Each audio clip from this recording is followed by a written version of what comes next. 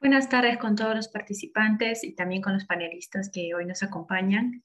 Hoy vamos a dar inicio a una charla que personalmente es uno de los proyectos más interesantes que he desarrollado, ¿no? Y que me ayudó mucho a entender y a crecer profesionalmente, que es la investigación en torno al humedal de Eten. Entonces, en esta presentación vamos a mostrar uno de los resultados, ¿no? Uno de los productos que derivaron del proyecto, que es la cartilla Cuidando mi humedal, desafíos en la conservación del humedal de Ete. Para dar inicio, doy pase a la profesora Karin Barton, que nos va a dar una breve introducción sobre los objetivos de esta charla.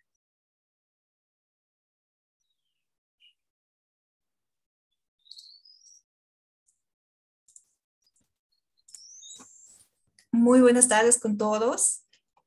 Tania, me gustaría también iniciar mi video, pero no tengo permiso. Oh, ok. Ah, disculpe, a ver. Ok, ahora sí creo que podría. Sí, Sí, sí, muchas disculpe. gracias, Tania. Creo que Sí, es mejor siempre con, con video. sí, perdón, Entonces, creo que ya, muy buenas tardes con todos. A ver, ahorita debe ser mejor. Disculpen. Entonces me estaba presentando, mi nombre es Karen Bartel, yo soy docente en la Pontificia Universidad Católica en Lima y yo también fui la asesora de tesis de Tania Rojas, quien hoy nos va a presentar los resultados de su trabajo. Y ya, antes deseo darles la bienvenida a este evento también y agradecerles por su interés y participación en esta presentación. Y me gustaría en pocas palabras nomás referirme al trabajo de Tania, que es un trabajo de investigación que tuvo como primer objetivo, primero, analizar los componentes ambientales del humedal de Eten. Y con esos componentes naturales me refiero, por ejemplo, a la morfología del río, al tipo y al tamaño de los sedimentos, la calidad del agua y la composición de la biota acuática, por ejemplo. Después, el siguiente paso de su trabajo fue la evaluación del impacto de diferentes actividades antropogénicas como son la agricultura, la urbanización, la regulación del río sobre estos componentes naturales. Y finalmente, en base a esta información, evaluó el impacto de esas actividades sobre los servicios ecosistémicos que nos brinda este humedal. Y ya yo creo que los resultados de su trabajo pueden ayudarnos a entender mejor la importancia de esos ecosistemas, porque hay humedales costeros en el Perú a lo largo de toda la costa y muchos de estos están altamente degradados o amenazados. Y es una situación preocupante porque estamos perdiendo ecosistemas únicos que son el sustento de muchas especies de fauna y flora. Y además, estos humedales también brindan servicios a poblaciones locales. Los humedales son, por ejemplo, fuente de alimentos, de agua, de fibra para la producción de artesanías. Aprovechamos también los suelos fértiles para la agricultura, permiten la recarga de acuíferos, retienen los sedimentos que los ríos traen de la sierra, nos protegen de inundaciones, para mencionar solamente algunos de los servicios que nos ofrecen. Y para proteger y mantener estos servicios, necesitamos primero conocer y entender cómo funciona el ecosistema humedal, cómo impactamos nosotros sobre el ecosistema y cómo estos impactos ambientales repercuten sobre los servicios que los humedales nos brindan. Y considero que el trabajo de Tania nos muestra justo eso y nos ayuda a valorar más a los humedales y a sus servicios. Y sí, a continuación ya cedo la palabra a Tania para que pueda exponer su trabajo. Muchas gracias. gracias, profesora. Y nuevamente, muchas gracias a todos por participar. Bueno, voy a proceder a compartir la pantalla para dar inicio. Esta investigación, bueno, quiero en primer lugar agradecer a la universidad, a la Pontificia Universidad Católica del Perú, al Vicerrectorado de Investigación y también a la Dirección Académica de Responsabilidad Social, que gracias a ellos es posible dar esta charla, es posible haber generado los productos que vamos a mostrar a continuación, pero también fue posible canalizar toda la investigación. Y mis más grandes gracias a la Municipalidad de Ciudad Eten. Al final vamos a dar los agradecimientos realmente a las personas, ¿no?, que nos apoyaron, pero en realidad engloba a todos los pobladores de Ciudad Eten que tuve la oportunidad de conocer y que ahora nos acompañan, algunos de ellos. Y bueno, en esta investigación, lo que ya mencionó la profesora Karin, era la evaluación de las posibles respuestas de los servicios ecosistémicos a las actividades antropogénicas en el humedal costero de Eten, ¿no?, en Lambayeque. Los humedales dependen altamente de las interacciones de sus componentes ambientales con las actividades humanas. Podemos ver un esquema aquí a la izquierda en el que cómo se relaciona la geomorfología, que se traduce, ¿no?, en la forma del río, en la tectónica, ¿no?, en las placas, en el aporte de sedimentos, también en el clima, con las características de precipitación, los patrones de temperatura, evapotranspiración, y también las actividades humanas, por ejemplo, los cambios de usos de suelo, el desarrollo de infraestructura, la gobernanza ambiental, y todos ellos se relacionan para dar origen a las condiciones del paisaje en cuanto a comportamiento hidrológico, características físico-químicas y la biota, ¿no?, que es la vegetación y también las especies animales. En el Perú, los esfuerzos de monitoreo y cuidado de los humedales están enfocados principalmente a los estudios de biodiversidad, comportamientos hidrológicos, el impacto de las actividades humanas, pero también al inventario de especies animales y vegetales.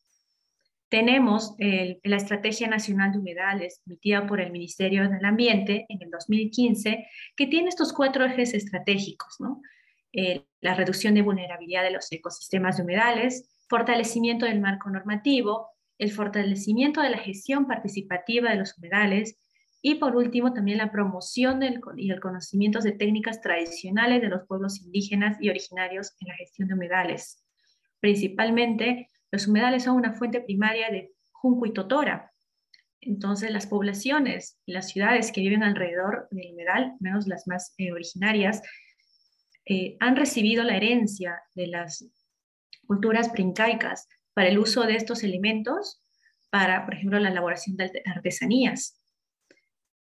Todos estos ejes giran en torno a la promoción, ¿no?, de la conservación y uso sostenible de humedales. Sin embargo, en el Perú, solo pocos cuentan con planes maestro o son declarados o han sido declarados como áreas de conservación. Y menos de la mitad, menos de la tercera parte, cuentan con estrategias que implementen una adecuada conservación y uso sostenible de los recursos.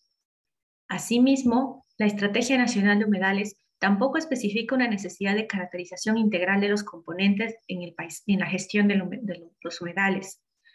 Entonces, ¿por qué digo que esto es importante? ¿Por qué me tomo un tiempo aquí?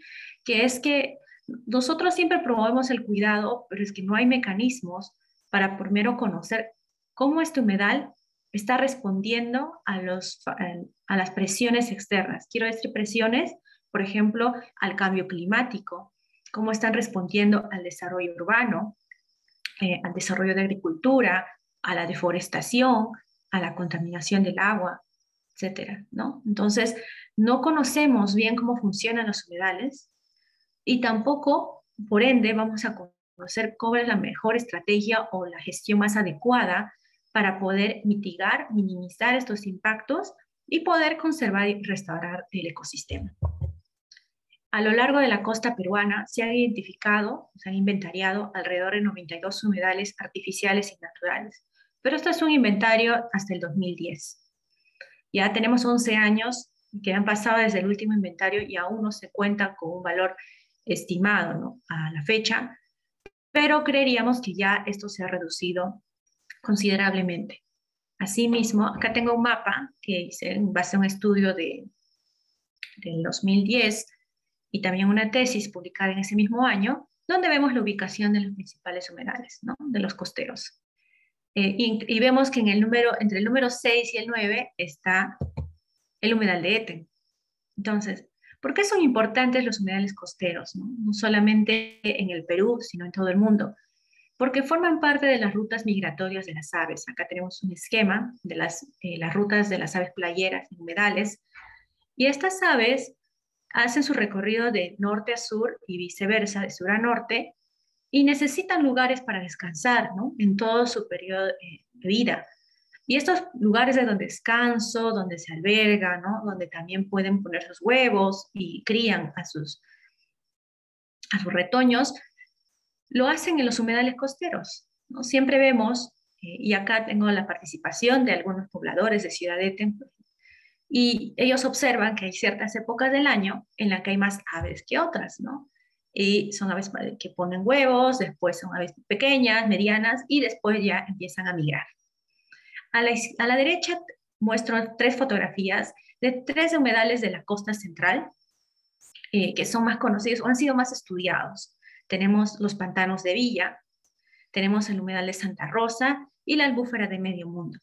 Estos 3 humedales sí cuentan con planes maestros de gestión, entonces actualmente están siendo monitoreados, pero solamente se han monitoreado algunos componentes, ¿no? Por ejemplo, en el Pantanos de Villa, conozco investigación que se está haciendo sobre el impacto de los incendios forestales, por ejemplo, ¿no? Cómo está afectando a la fauna silvestre de los pantanos, a roedores, están especies vegetales, ¿no? Inventario de la biota acuática también. En el humedal de Santa Rosa, que está gravemente afectado por la contaminación y la actividad avícola, también se está haciendo monitoreos, por ejemplo, de contaminación de agua, ¿no? De afluentes. En la albúfera de Medio Mundo es uno de los humedales que tienen alto valor turístico o se está promoviendo mucho turismo y es uno de los que cuentan con los planes maestros más actualizados, pero que también está siendo afectado por el excesivo turismo y la contaminación que deriva de ello, ¿no? Porque no hay una adecuada gestión turística del humedal. Entonces, los humedales no están completamente estudiados, especialmente los costeros en el Perú, y solo pocos cuentan con una línea base ambiental. ¿Qué quiere decir una base ambiental? Es un inicio, ¿no? De las condiciones, es un conocimiento de las condiciones en las que se encuentra el humedal en cierta época y que nosotros podemos comparar o tomar como referencia para futuros estudios o futuras mediciones, ¿no? Con esa línea base podemos determinar si el humedal mejoró, empeoró, su calidad, si se mantienen los recursos, etc. Entonces, muestra un mapa de la ubicación del humedal de Eten, ¿no? En la cuenca Chancay-Lambayeque, ubicado en el departamento de Lambayeque, en la parte sur del distrito de Chiclayo. Entre los principales servicios ecosistémicos que nos ofrece y que la profesora Karin nos dio alcances, tenemos, ¿no? El uso del junco, la totora para elaboración de artesanías, tenemos la vegetación silvestre y también las aves. Pero no solamente las aves, también tenemos mamíferos, roedores que son endémicos, ¿no? Que solamente viven en estos ecosistemas y ya no vamos a encontrar en ninguna parte del Perú ni del mundo. Muestra una gráfica de cuáles son la cantidad de especies registradas en los humedales en la costa del Perú, ¿no? De los principales, al menos de los más conocidos. Y donde los que están en asterisco no cuentan con planes de conservación. Observamos que, por ejemplo, los humedales de Pisco son uno de los que cuentan con mayor cantidad de especies animales registradas, pero no cuentan con planes de conservación. Pantanos de Villa tiene menos especies registradas, pero es uno que sí tiene un plan maestro. Aquí observamos dónde se ubica el humedal de Eten, que también está entre el promedio, ¿no? de especies inventariadas. Y lamentablemente, porque no se está gestionando adecuadamente o no hay planes o no hay una declaración, una delimitación oficial, que es uno de los problemas que vamos a ver más adelante, es que el área del humedal se está perdiendo y ya quedan menos de 200 hectáreas, que prácticamente es menos de la quinta parte de lo que era en sus inicios. Entonces, aquí quiero compartirles unas fotografías que tomamos cuando fuimos a campo, ¿no? Donde se ve la diversidad del paisaje, ¿no? Esas estructuras, principalmente para los que, bueno, yo estudié ingeniería civil, nos llamó mucho la atención cómo es que el humedal llegaba al mar, ¿no? Cómo es que las aguas salinas ingresaban se combinaban con el agua dulce del río Reque y formaban, ¿no? Estas estructuras, estas geoformas, vamos a llamarlo. Y vemos, ¿no? A la parte superior derecha, toda esa conexión entre el río, el océano y las especies vegetales, ¿no? Y pequeños hábitats que por ende se van formando alrededor. Es un ecosistema que es tanto agua dulce como agua salada. También tenemos las aves. Esta es una fotografía que tomó una alumna cuando fuimos a hacer monitoreos ambientales de bioindicadores y avistamiento de aves. Entonces, tuvimos la oportunidad de trabajar también con Corvidi y nos dieron un tour, ¿no? Una guía, y tuvimos la oportunidad de tomar esta fotografía. Y la otra también, cuando ya las aves estaban descansando en una de las lagunas que está cerca a la Iglesia del Milagro. Entonces, son paisajes que realmente son únicos en el mundo, ¿no? No vamos a encontrar un paisaje así, con estas características. Alrededor del humedal de Eten, una de las actividades que he encontrado que es la que tiene más representatividad y que hay bastante difusión, son el Festival de las Aves Playeras, ¿no? Tenemos las ediciones desde el 2017, la primera, hasta la que se hizo este año, ¿no? En el mes de octubre. Y es bien interesante porque estas actividades, hay mucho involucramiento de la población, hay juegos, al menos bueno, el año pasado y este año se hicieron de forma virtual, pero las versiones anteriores eran como un festival. Y es algo que realmente hay que promover, ¿no? Si vemos la participación de diferentes instituciones, es más gestionado, organizado por Corvidi, pero vemos que está más enfocado tal vez a la diversidad de las especies animales.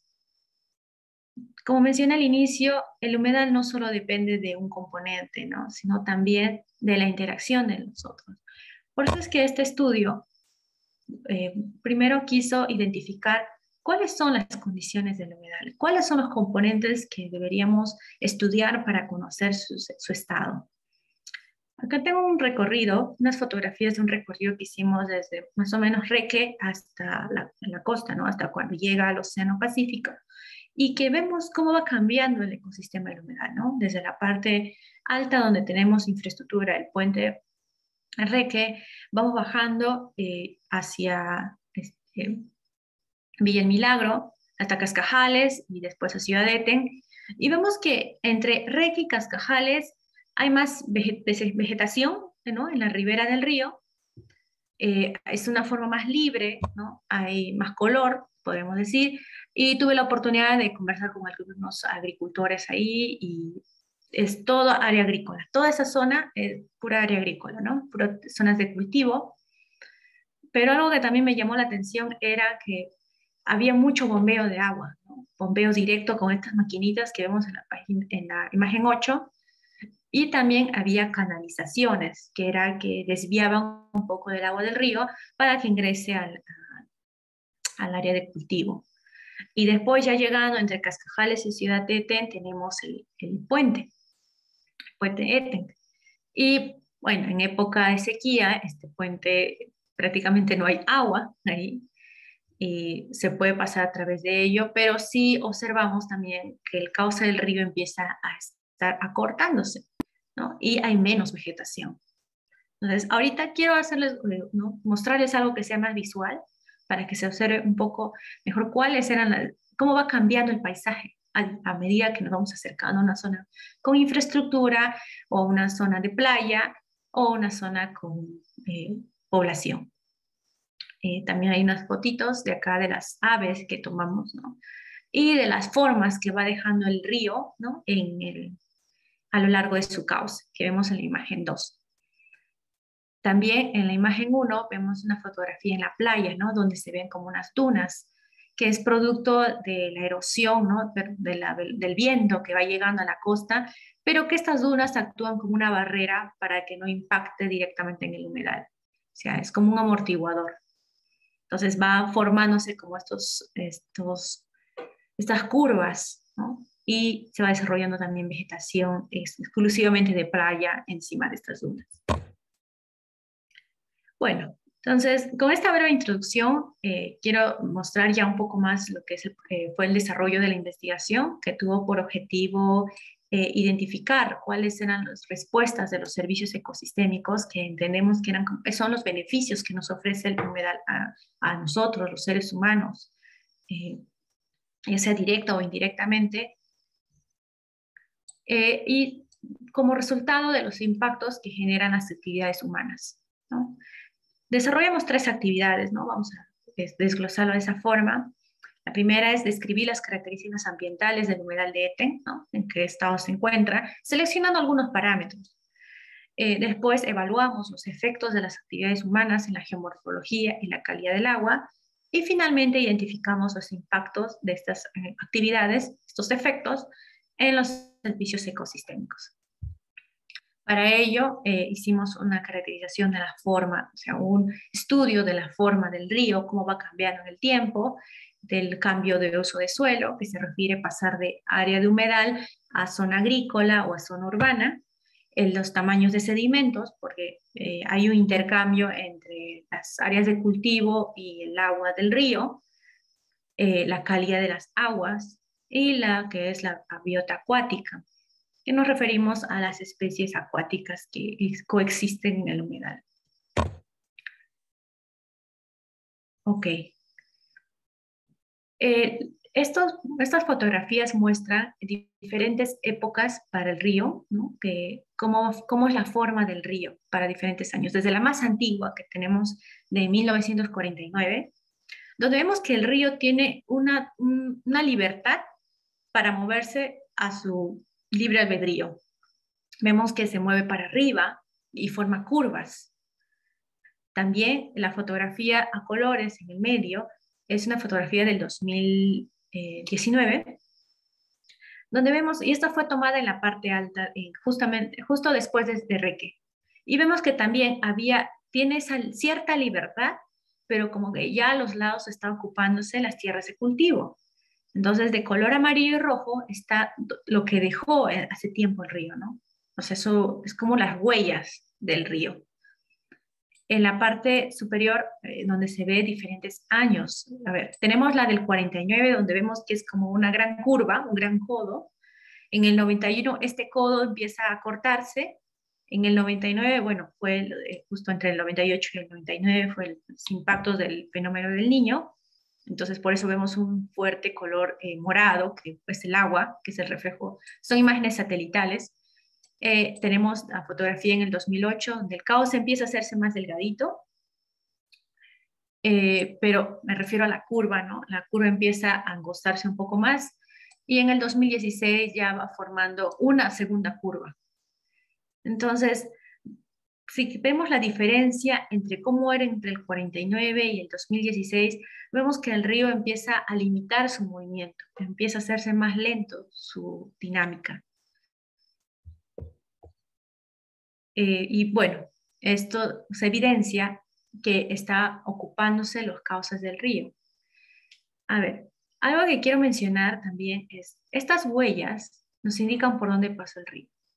El río, al haber pasado por ahí, se secó, ¿no? Cambió su flujo, su dirección, y dejó esas zonas ricas en nutrientes, porque el río transporta nutrientes.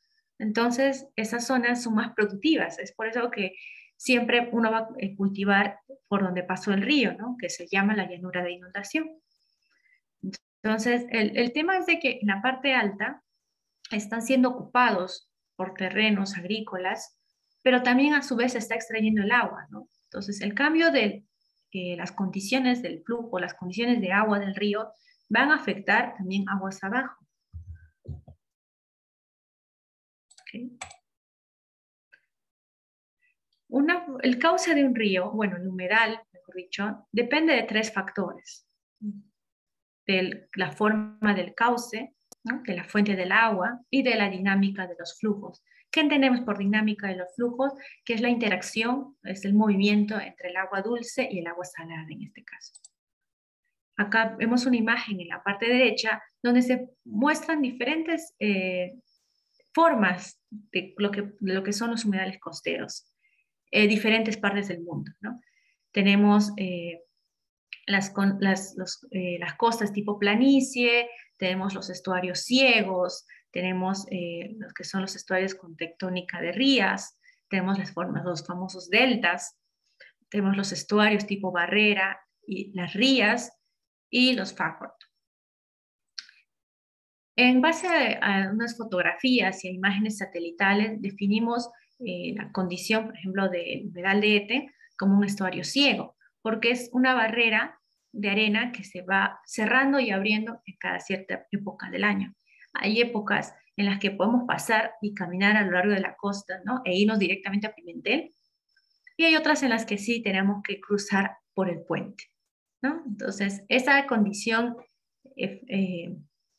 temporal es lo que hace que sea un estuario tipo ciego. Y acá vemos unas fotografías nuevamente donde identificamos las formas. Pero no es limitativo, no se puede ser solo una forma, ¿no? También vemos que van formando deltas, ¿no? Cuando el río llega al mar, va formando como unos bracitos que llegan al océano. En esta figura hicimos un análisis desde el año 49 hasta el 2019 de cómo está cambiando el suelo en el humedal de Ete, ¿no? Vemos de color verde lo que es el área agrícola, ¿no? Los terrenos de cultivo. Y de color amarillo está la población, el límite de la ciudad de Ete. Y bueno, también está Puerto Eten. Y vemos, ¿no? La gran diferencia entre el 49, donde solamente había alrededor de un 60% más o menos del área de agricultura, y lo que ahora, bueno, 60 hectáreas, a lo que el 2019 ya prácticamente ha duplicado su cantidad a más de 160 hectáreas. Y a su vez, acá es donde se ve mucho mejor la forma del río, cómo ha ido cambiando en cada año, ¿no? Vemos que ya el río, de lo que antes era súper dinámico, tenía muchos brazos, tenía toda esa libertad para llegar al mar, ahora ha empezado a encauzarse y solo sigue una dirección, que en los últimos años ya no ha cambiado tanto.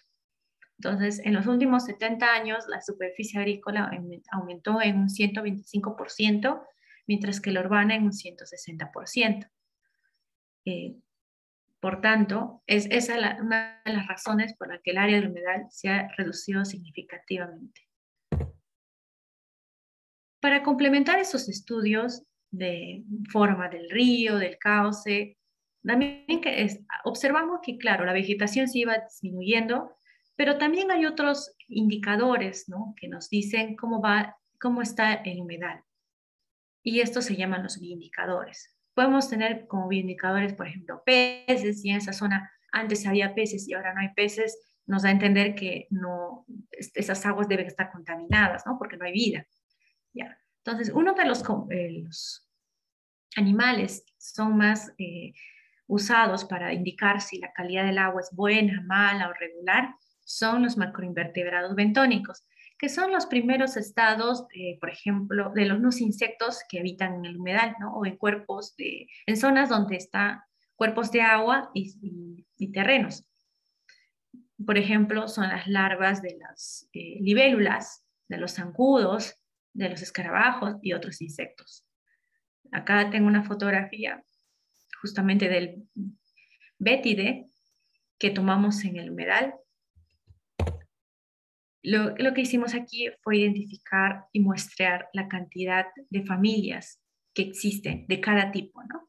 Tenemos bétide, palemónide, que es como un camarón, que es lo que prácticamente consumen las aves, cogernógride, leptopílide y querinómide, entre otras, ¿no? Entonces, a medida que vamos bajando, llegando a la costa, número uno, no hay mucha diversidad de especies, empieza a reducirse. Dos, hay especies que son, o perdón, hay familias que son más resistentes a los cambios, ¿no? Que, por ejemplo, si contaminamos, van a seguir viviendo, son más resistentes. Pero si hay otras familias que si cambia solamente la temperatura del agua, ya no va a existir más. Entonces, nosotros evaluando esas condiciones, identificamos primero qué familias habitan en cada región, ¿no? Hicimos un recorrido nuevamente, desde Reque hasta la costa, e identificamos qué familias habían a lo largo del recorrido. Y bueno, analizando toda esta información, también hicimos sedimentos, ¿no? Vimos cómo el tamaño del sedimento va cambiando, ¿no? A lo largo del cauce y en ciertas zonas del humedal. Y llegamos a este gráfico que es una de las formas de resumir cómo es que llegamos de conocer, por ejemplo, el estado del humedal, ¿no? De conocer cómo la forma del río, de los sedimentos, cómo ha cambiado el suelo, cómo es la calidad del agua y cuáles son las condiciones de la biota acuática. Y esta información nos ayudó a identificar tres principales amenazas en torno al humedal de Epe, ¿no? Amenazas o desafíos, que es la actividad y expansión agrícola, la infraestructura de protección ribereña y la urbanización acelerada. Entonces, el conocimiento, ¿no? El estudio de las condiciones de la forma del río y sedimentos nos dio indicadores, nos dio información sobre cómo la actividad agrícola está impactando en el humedal, está afectando el humedal, así como la infraestructura de protección ribereña. Los cambios de uso de suelo son resultado de la urbanización acelerada, ¿no? Que comúnmente llamamos la lotización, más que todo la informal, porque no hay un conocimiento, no hay no hay un inventario real de los terrenos que realmente se están ocupando. También la actividad agrícola, ¿no? Por tema de extensión de tierras de cultivo, uso de suelo, ¿no? Tener que agregar abonos para que crezcan las plantas. La calidad de agua también era resultado de estas dos actividades, estas dos amenazas. Y la biota acuática también dependía altamente de estos dos factores, ¿no? De estas dos amenazas. Entonces, el análisis lo hicimos de esta forma. Identificamos un estresor, que es como la actividad, ¿sí? La amenaza. Caracterizamos lo que es las presiones, ¿no? Por ejemplo, la actividad y expansión agrícola lo que hace es una extracción incontrolada del agua del río para la irrigación. Hay una canalización del cauce para captación de agua. Cómo esto afecta en el estado del humedal, destrucción de hábitats, ¿no? Modificación de la carga sedimentaria, mejor dicho, de los sedimentos que van, la turbidez, aumentamos la turbidez de las aguas y también la forma del río, de la reducción de la vegetación ribereña, la vegetación natural, me refiero. Y finalmente esto impacta en el humedal al reducir los medios de vida silvestre, la alteración del equilibrio hídrico, finalmente resultando en que los servicios ecosistémicos comprometidos son la diversidad biológica y la recarga hídrica.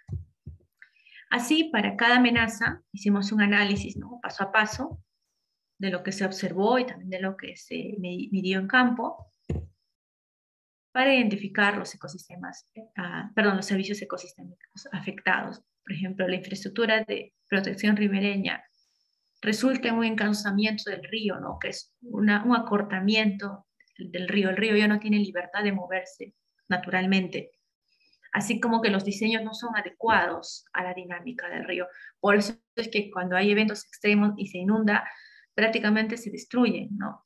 Entonces hay que rediseñar y se hace principalmente un estudio, por ejemplo, de la morfología, de las condiciones del terreno, lo que también implica nuevo uso de recursos, ¿no? Financiamiento, que realmente si se hubiera hecho desde un inicio un diseño más adecuado, se hubiese evitado todo esto. Bueno, también tenemos consecuencia que al minimizar el espacio, al limitar el movimiento del río, lo que estamos haciendo es que aumente la velocidad del agua. Al aumentar la velocidad empieza a erosionar los cauces y las riberas del río. Entonces, va erosionando, el suelo va perdiendo su compacidad y se va a ir desmoronando. Tenemos también la alteración de los ecosistemas acuáticos. Finalmente, esto resulta en la sedimentación, pérdida de cauces, reducción de la diversidad acuática, y los servicios ecosistémicos afectados son la diversidad biológica y la capacidad del humedal de controlar inundaciones y la regulación hídrica. Por último, esta amenaza, la urbanización acelerada, lo que genera es la reducción de las áreas del humedal. Hay una falta de infraestructura de gestión de residuos y también se tiene la presencia de la lotización informal. Se modifican las características físico-químicas del agua. ¿A qué me refiero? A la temperatura, a, no sé, a los efluentes que generan, ¿no? Producto de los fertilizantes que usan en el cultivo. Se modifica la estructura del suelo, ¿no? Porque estamos removiendo constantemente el suelo natural para poder cultivar encima. Los impactos que genera es la desecación y la contaminación de los cuerpos de agua. Estas son fotografías que tomamos entre el 2017 y 2019, donde vemos lagunas que están a los laterales, al lado de la ciudad, ya no existen más, ¿no? Están contaminadas, hay mucha acumulación de residuos, hay una disminución de los hábitats y reducción de la vegetación. Lo que se pierde es la herencia cultural. El humedal en sí ya es una herencia, porque de ellos depende la materia prima que uno obtiene, ¿no? Es el valor estético, el potencial turístico, todo eso se pierde. También perdemos el control de calidad del agua. Los humedales funcionan como unos filtros de agua, y eso se está perdiendo. Además, el humedal de Eten recibe todo el agua, ¿no? Desde la parte alta de la cuenca Chancay-Lambayeque. Si bien cuando llega a la puntilla empieza a distribuirse tanto para Reque, para el río Lambayeque, pero también esta es la que desfoga el mar. Entonces, con estos resultados surgieron estas conclusiones. Es necesario promover más actividades de investigación, seguimiento, monitoreo y educación en torno al humedal de Eten para promover su valor, ¿no? Su valor ecológico. Las presiones críticas sobre los servicios ecosistémicos pueden llevar a la pérdida completa del humedal y de sus propiedades y su valor ecológico y cultural, por lo que se requiere priorizar proyectos de conservación. Asimismo, es necesario crear mecanismos para cubrir la demanda de la población, esta demanda económica, urbana, ¿no? De desarrollo. Y esto también va empezando desde ampliar, ¿no? Los alcances de la Junta de Usuarios de Agua, ¿no? Para poder controlar cuánto de agua se está extrayendo del río. También el tema de las lotizaciones, ¿no? De distribución de terrenos, y se está considerando nuevas zonas del humedal para desarrollo, para construcción, ¿no? De casas. Asimismo, lo que les mencionaba en el inicio era de que queremos establecer una línea base ambiental para futuras investigaciones y estudios. Y estas no deberían ser tampoco netamente por el lado académico, ¿no? Tal vez solamente investigación que viene un científico, un ingeniero a hacer su proyecto, sino también promover el involucramiento más de la población para que valore el humedal que tiene cerca a casa. Entonces, entre los resultados que obtuvimos de esa investigación fueron, ¿no? Presentaciones en conferencias, ¿no? La tesis que sustenté para obtener el grado de licenciatura. Tenemos una publicación también en torno a esta investigación para un público académico internacional. O sea, esta investigación ya sale de Perú y lo que queremos es que más personas se interesen, ¿no? En los humedales costeros en el Perú. También participación en conferencias, en el Angufal Meeting, en San Francisco, en los Estados Unidos. Tuve la oportunidad de presentar los pósteres de este proyecto. Y bueno, también en Panamá lo presentamos. Y lo que quiero mostrarles el día de hoy es ya la cartilla de devolución de resultados, ¿no? La cartilla informativa. Esta cartilla resume los principales resultados del proyecto de una manera más instructiva, resumida, así como también ofrecer soluciones que pueden incorporarse en los planes de gestión del humedal. Esta cartilla es gracias a la Dirección Académica de Responsabilidad Social, que nos permitió, con los recursos financieros, para poder imprimir algunos ejemplares que estaríamos enviándolos a Chiclayo este fin de semana. En esta cartilla mostramos, ¿no? Cuál ha sido el proceso metodológico, los valores del humedal y a qué resultados hemos llegado, ¿no? Acá vemos el esquema del estado del humedal, cómo es que se identificaron las amenazas y principalmente la lógica para identificar qué servicios ecosistémicos estarían siendo afectados. Asimismo, también brindamos recomendaciones, ¿no? Priorizar proyectos de restauración, mecanismos de coordinación de planificación urbana, establecimiento de las líneas ambientales, ¿no? Elaboración de planes de monitoreo ambiental, implementación ya de los planes de monitoreo de manejo ambiental, una cultura de conservación y también un uso sostenible de los recursos naturales. Y bueno, muchas gracias por su atención. Estoy atenta a cualquier consulta que pueda surgir de esta presentación.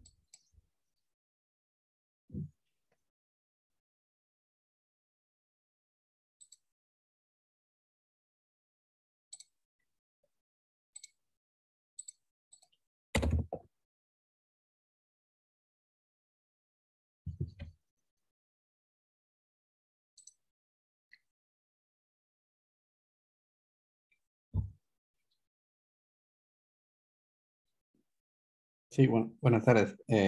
Tania, muchas gracias por la explicación y yo creo que, digamos, el trabajo que has venido haciendo y el trabajo que han venido haciendo también en la Católica con la doctora Karin Barth es el reflejo de un esfuerzo que comenzó hace ya varios años, 2017.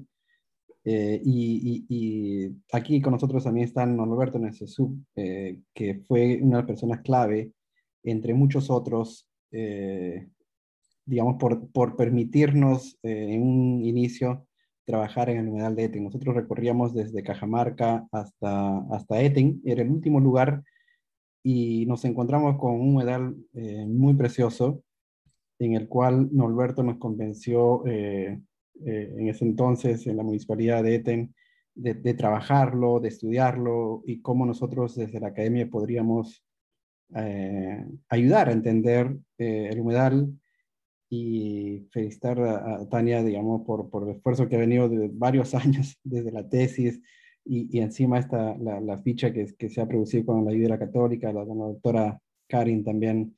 Y creo que ese es el objetivo, ¿no? O sea, que la investigación no solamente quede en artículos como también lo has hecho, sino que también le sirva a la comunidad. Y seguramente por toda esta pandemia, esta charla debió ser un poco presencial, quizás encontrándonos con todos ustedes allá en Eten, pero entendemos que todavía estamos digamos, en medio de una pandemia que todavía estamos tratando de salir y entiendo que ya las fichas las van a enviar en la semana. Entonces yo lo que pediría más bien a todos los colegas y digamos amigos de ETEN es que lo distribuyan y que les sirva un poquito para que puedan valorar. Nosotros con Tania hemos dado un taller en el colegio eh, y le preguntábamos a chicos de cuarto y quinto de secundaria cuánto sabían del humedal y había muchas cosas que no se sabía del humedal, la importancia. Entonces, creo que todavía queda un trabajo por hacer. Seguramente también ya ella está, digamos, estudiando sus grados de maestría y seguramente en el futuro doctorado y seguramente va a estar muy entusiasmada de seguir haciendo estudios en humedales costeros y seguramente en ETEN. Entonces, para mí es ver que todo desde el inicio que fuimos a ETEN hasta ahora, ver las publicaciones en revista, la publicación de esta ficha, y creo que queda el compromiso de seguir trabajando allá en cuanto necesiten. Ya saben que es importante el estar enlazados. Y nada, ustedes han producido una académica digamos, le gusta ahora los humedales costeros y que seguramente en el futuro van a seguir trabajando por allá. Entonces, gracias Norberto, gracias a todos los que ayudaron a esta investigación. Tania, nada más, yo creo que las personas son conocedores de tu trabajo, así que lo que sí sería bueno es de repente en un futuro el encontrarse allá en ETEN, ¿no? Sí, muchas gracias, Jorge. Y bueno, muchas gracias a todos los que participaron. Yo veo acá nombres que conozco, la profesora Mari, la profesora Ninfa, Norberto, y muy contenta, ¿no? De poder dar a conocer ETEN. Me recuerdo que Norberto me decía, nosotros queremos que conozcan, que ETEN salga de aquí, ¿no? De Lambayeque solamente, o de mismo Ciudad ETEN. Y realmente cuando yo hacía mi tesis no encontraba mucha información sobre el humedal de Ete, pero cuando ya iba investigando más sobre los humedales costeros en general, al menos en el Perú, era uno de los que eran más importantes, ¿no? Y me sorprendía de que no había tanto interés, voy a ponerlo de esa forma, y espero, ¿no? Que de esta manera, ¿no? Tanto para diferentes públicos como por ejemplo, la universidad, que conozca sobre ETEN. Me recuerdo que mi jurado me decía, sí hemos escuchado algo de ETEN. Para también la comunidad académica, ¿no? Conocer una investigación en torno a un humedal donde había muy poca información de campo, ¿no? La idea de la investigación era también brindar una herramienta, una metodología en la que uno puede integrar diferentes estudios, diferentes perspectivas y especialidades para que finalmente poder obtener información que sea útil para la gestión del humedal, ¿no? Tenemos información cuantitativa y también cualitativa. Y por otro lado, tener la oportunidad de generar un producto que puede ser compartido con la población, que puede ser compartido con estudiantes. Es mi idea de que ahora tenemos acá a las profesoras, poder darle los ejemplares a ellos, ¿no? Para que repartan en el colegio. No tienen ningún costo porque es mi aporte para, ¿no? Bueno, es decir, nuestro aporte para la población. Es un agradecimiento a la municipalidad, un agradecimiento a cada uno de los actores que nos fueron apoyando y que realmente están comprometidos con la conservación del humedal. Y bueno, la idea es de que sigamos avanzando, sigamos trabajando. Ahora que mencionó Jorge, también mi maestría la voy a hacer en humedales costeros. Y muchas gracias, que sin el aporte de todos no hubiese sido posible. Si alguien quiere participar, por favor, me dice por el chat y voy a dar la palabra, si desea. Si no, damos por terminada la presentación. Lo que quería también era un poco escuchar sus opiniones, ¿no? ¿Qué opinan de la cartilla o del proyecto, ¿no? O qué les gustaría hacer, ¿no? Si tienen algunas ideas de lo que se podría hacer a futuro, encantados de escuchar. Tienen el correo o por Facebook, me pueden contactar y estamos para seguir trabajando en conjunto. Okay.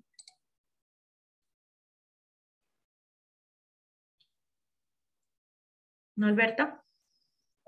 ¿Cómo estás, Tania? Qué gusto poder saludarte, poder saludar también al ingeniero que está presente, ya al tiempo que no los veo, este medio nos permite visualizarlos y agradecidos por este trabajo que en realidad sé que es muy sacrificado y demanda mucho esfuerzo.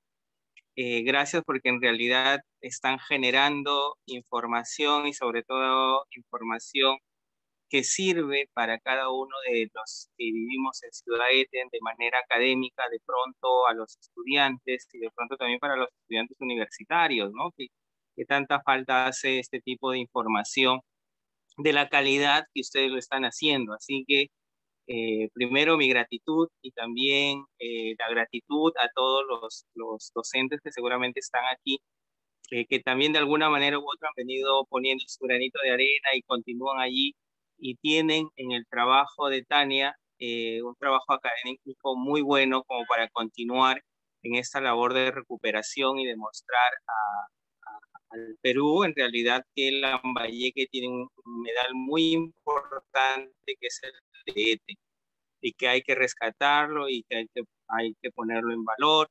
Nosotros desde aquí, desde la Municipalidad Provincial de Chiclayo, podemos motivar a que se continúe con esta labor que se viene realizando ya desde muchos años atrás, con el esfuerzo propio de ustedes en realidad, porque son ustedes los que vienen haciendo realidad todo este proyecto. Así que agradecido, la gratitud para ustedes. Doctor, gracias por apostar por ETEN. Tania, gracias por apostar por ETEN. Y a todos los que estamos presentes, seguramente el compromiso para continuar con esta labor que tú vienes realizando. Muchas gracias, Tania. Gracias, Norberto. Valoro mucho el apoyo que nos has brindado, de verdad, desde el inicio y bueno, siempre hasta ahora. La profesora Ninfa quería comentar, creo.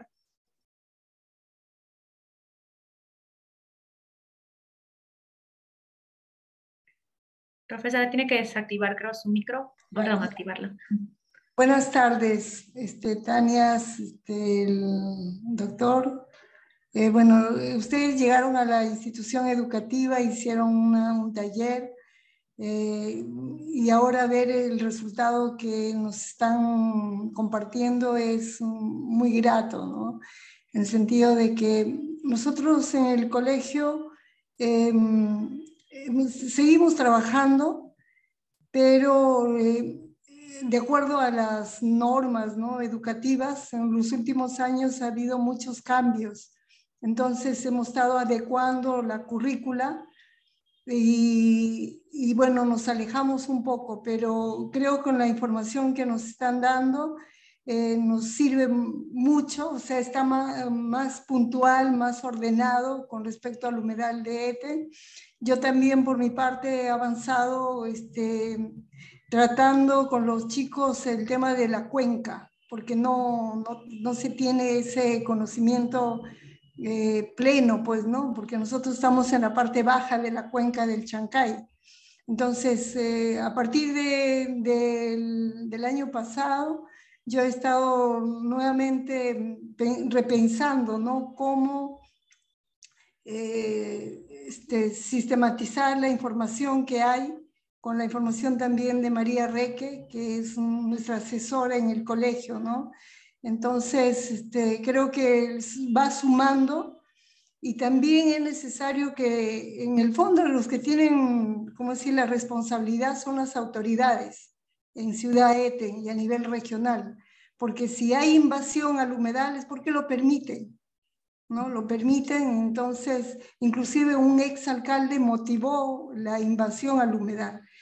Lo que a mí me preocupa aquí es que hayas tomado en cuenta acá el agua del río, ¿no?, que traen o usan el agua del río, pero hay otro problema también, el agua de los desagües.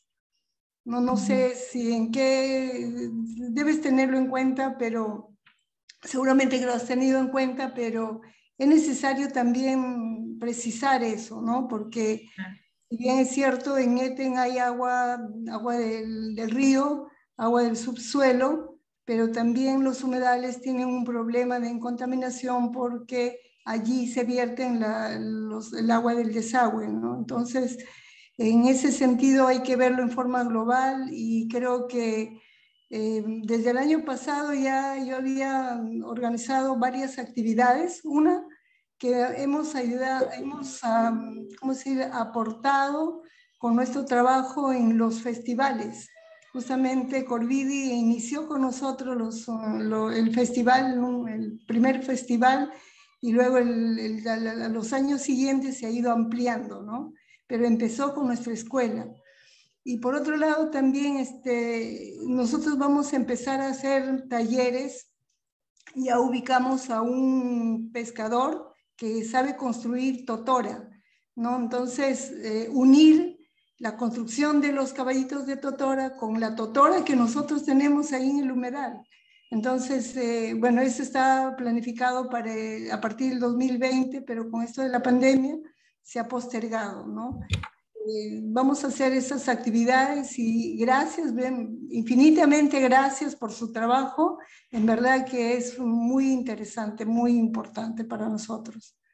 Lo seguiremos también, en mi caso como maestra, insertando en la currícula para que los estudiantes lo conozcan, y eso sirva para la concientización, ¿no? Aquí están justamente mis estudiantes que hemos cortado la clase para ingresar a escuchar su ponencia. Gracias en nombre de todos. Gracias, profesora Ninfa. Si gusta, estamos coordinando, ya le escribo hacia el correo con el que se registró para coordinar la entrega de algunos ejemplares, ¿no? Para que usted pueda repartir. Está bien, gracias. Sí. Creo que la profesora Mari también quería participar.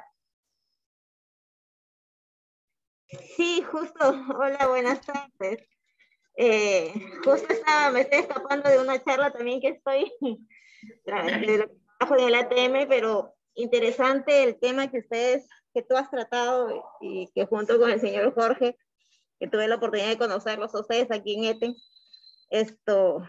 eh, nos favorecen con este estudio, ¿no? Con este estudio y nos enriquece los temas que puedan hacerse sobre el humedal. Justo don Alberto también decía, y justo estamos trabajando con el gobierno regional, lo que nosotros queremos es recopilar todas estas investigaciones que se han hecho por el humedal y enriquecer.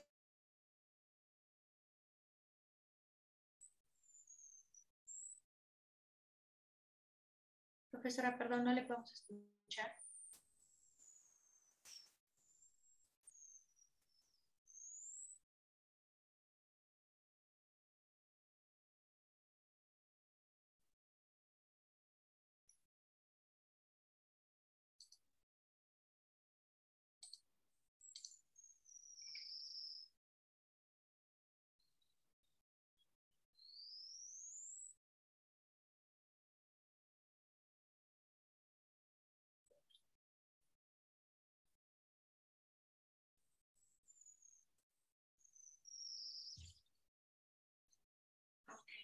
Bueno, muchas gracias a quienes participaron, a Alberto, a la profesora Nif, a la profesora Mari y también a los que asistieron acá a la charla. Vamos a enviarles los ejemplares, ¿no?, de la cartilla por el correo con el que se registraron, pero también estaría coordinando con cada uno por interno, ¿no?, los que están en Chiclayo, para enviarles los ejemplares.